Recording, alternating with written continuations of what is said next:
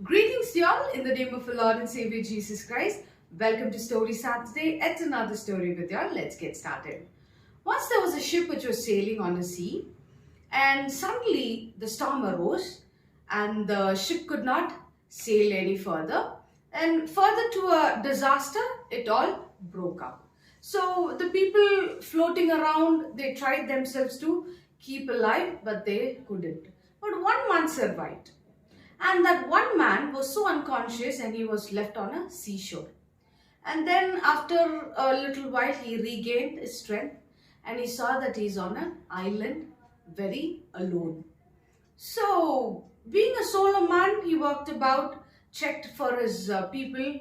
Everybody were dead and few could not be seen. So he thought to himself he has to live alone.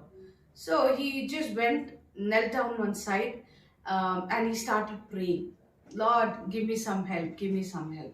And he sat for a while. There was nothing. Again he went back and again he started praying, Lord, give me some help, give me some help. Nothing came back as an answer. So he then thought, okay, he's hungry now. He has to survive. So he went around seeing some coconuts. He tried to, take some of them and drink the water, eat that flesh, and then he lived on. And then he started fishing and he, survived on those things. And then finally, he again started praying, Lord, do some help. I need to get some help. I have to get out of this place. But again, there was no answer. Then he said, okay, survival is only me. There's no option.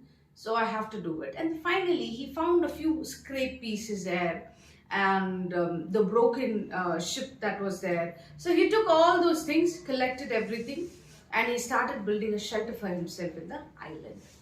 And then the same, like the coconuts, the fish that was there for him to, roast and eat. And then he survived. And one day what happened? He took some of the wood, started a fire. And then what happened? He went along fishing and his interest totally made him forget what he has started. And then the fire burnt in such a way that the whole hut was burnt up. This time this fellow got really angry.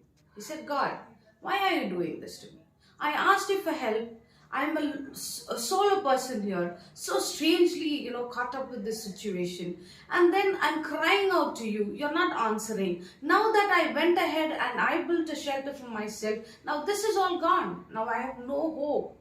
There's nothing for me to live on. And this is what you want me to do every time?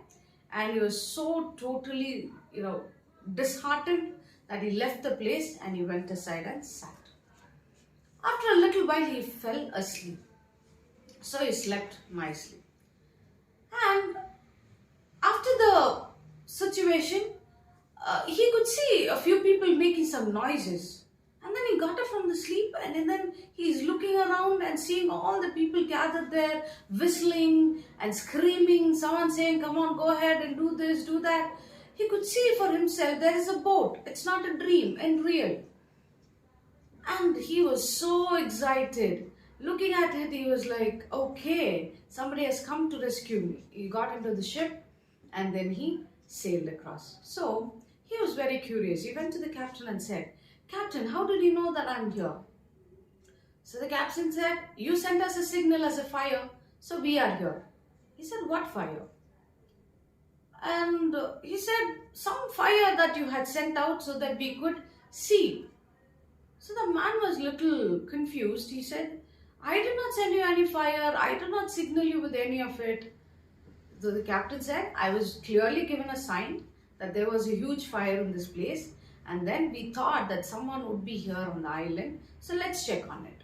So that's how we came into the picture. And then he looked for himself and he said, okay, when I burnt my heart, I was really angry upon God. But God sent an answer for me. That is how these people have come to rescue me. And then he thanked God for the situation that was very adverse in his place. So in our lives, when we ask God for some of the things to pass by or certain things to happen in our life, and the waiting period that we have, we really get very tensed about it, very disheartened about it, asking the same thing every day, again and again, going on it, and we don't succeed in getting any of it. We lose our hearts. And sometimes we lose our hope on that, and we no more ask of it. But when things are progressing, just like the man, he found his own shelter, just that way. If we try to progress in some of the things and again it falls and fails, we get really angry about a situation, right? So that is where we all fail. We all fail to trust God. So in 1 Samuel chapter 1 verse 9 to 18, we read about a person called Hannah. Hannah was a very spiritual person, very pious, but her request was to get one son for her or one daughter, any of the children that she wants to get. She was humiliated by all the people because she was a barren woman. But her prayers were so much mixed with the tears that she was putting across to the Lord. And she was telling Lord, one child, that I will give it to you itself. I want to be out of this situation, adverse situation where people are humiliating me that I'm a barren woman. I can't do this anymore. But her tears were all for herself and to God. Nobody knew that she was crying. That way she was pouring out herself and she was crying for a situation to change. Most of the people in our life, just like Hannah, we cry a lot. We do not know, what way to come out of it and what is the situation that we can find. But I can tell you, you and I today, we sit on one hope that we always do is like Christ will do it for us. Everything. Christ is able to do it for us, right? He did it on the cross. He did it giving up his own life for us. It was amazing when he gave his life and took us for himself. That is how we all have a courage to go into him. There are most people out there who do not know how is the route and how is the way to get into one's success. But we all have that hope, and we also entrust that God is going to take care of everything. Just like this, whoever is in the situation, like everything is out. The man could have got an answer immediately as soon as he prayed for it. But God did not let him have an answer, because if he would have got an answer, might as well he would have thought it's luck that he has got it across, right? Anytime that you immediately pray and get it, you will not have more effect on it. Just like Hannah, when she got the son, she was so excited that she promised to bring him to the temple of God and present him there. She did it. And after that, we see that she had many children again. Right? Just like that. When God is making you to wait, don't lose heart, because every time the best is always on its way.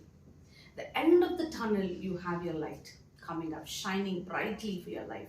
So any situation, no matter what it is, big, small, anything, God is able to do it. All you have to do is trust on him and say, Lord, there's nothing more I desire. What is there for me to desire except you? So always trust in him, always ensure that he is there for you, and always will do whatever you ask, and immeasurably he is able to do it. So God bless you. Keep praying and trusting. At the right time, your answers are there at your